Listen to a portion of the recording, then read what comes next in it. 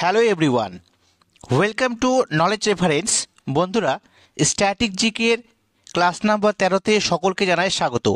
আজকে যে গুরুত্বপূর্ণ টপিকটি আলোচনা করব, বিভিন্ন খেলার মাঠের নাম, অর্থাৎ বিভিন্ন যে ক্রীড়া ক্ষেত্র রয়েছে তার নামগুলো মাঝে মাঝে পরীক্ষাতে আসে। তো এই টপিকটি আমরা আজকে কভার করছি।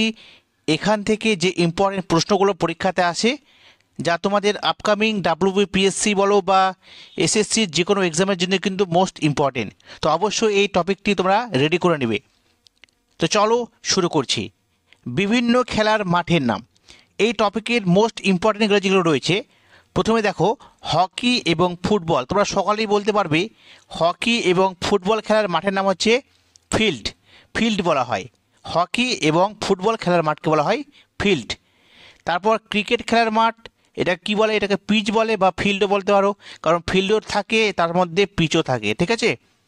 তারপর পোলো, হর্স রাইডিং। পোলো এবং হর্স রাইডিং এইসব খেলার জন্য যে মাঠ ব্যবহার করা হয় তাকে বলা হচ্ছে অ্যারেনা, ঠিক আছে। কি বলা হয়? অ্যারেনা বলা হয়।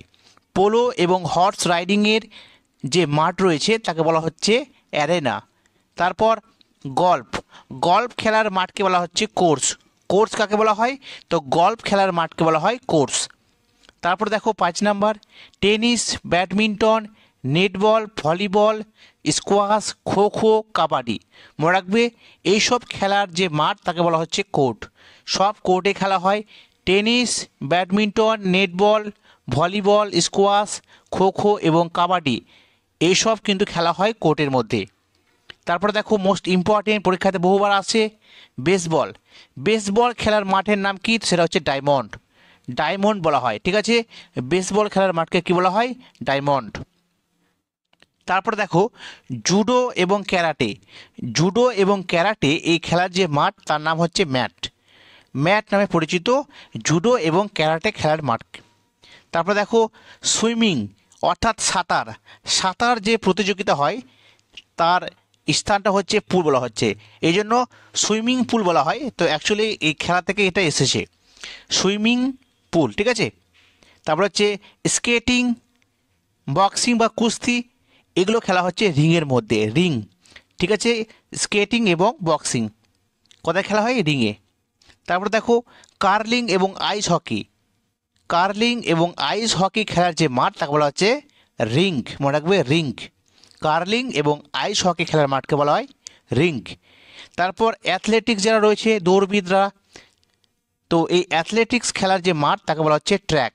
ট্র্যাকের মধ্যে তারা দৌড়ায়, ঠিক আছে। তারপরে দেখো সাইক্লিং, যারা সাইক্লিং করে তাদের যে মাঠ রয়েছে তাকে বলা হচ্ছে ভেলোড্রাম। মোস্ট ইম্পর্টেন্ট, তোমরা মনে রাখবে ভেলোড্রাম বলা হয়। তারপরে শুটিং বা তীরন্দাজি যেটা রয়েছে তার খেলার মাঠের নাম হচ্ছে রেঞ্জ। রেঞ্জে খেলা হয়।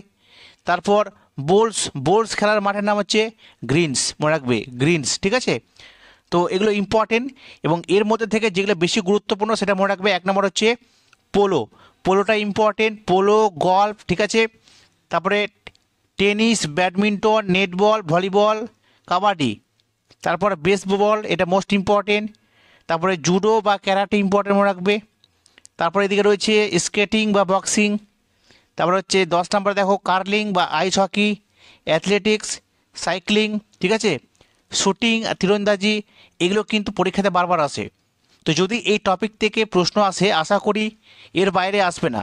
তো যদি তোমাদের ভিডিওটি ভালো লাগে তো অবশ্যই ভিডিওটি লাইক করবে, শেয়ার করবে, আর যদি নতুন হয়ে থাকো অবশ্যই চ্যানেলটি কিন্তু সাবস্ক্রাইব করবে। তো বন্ধুরা, আজকে এই পর্যন্তই। পরবর্তী ক্লাসে আবার দেখা হবে, এবং এর পরবর্তী থেকে মিসলেনিয়াস এবং ক্লার্কশিপের ক্লাস শুরু হবে। তোমরা অবশ্যই যারা জয়েন করোনি অবশ্যই জয়েন করে নেবে আমাদের চ্যানেলে, ঠিক আছে। Thank you.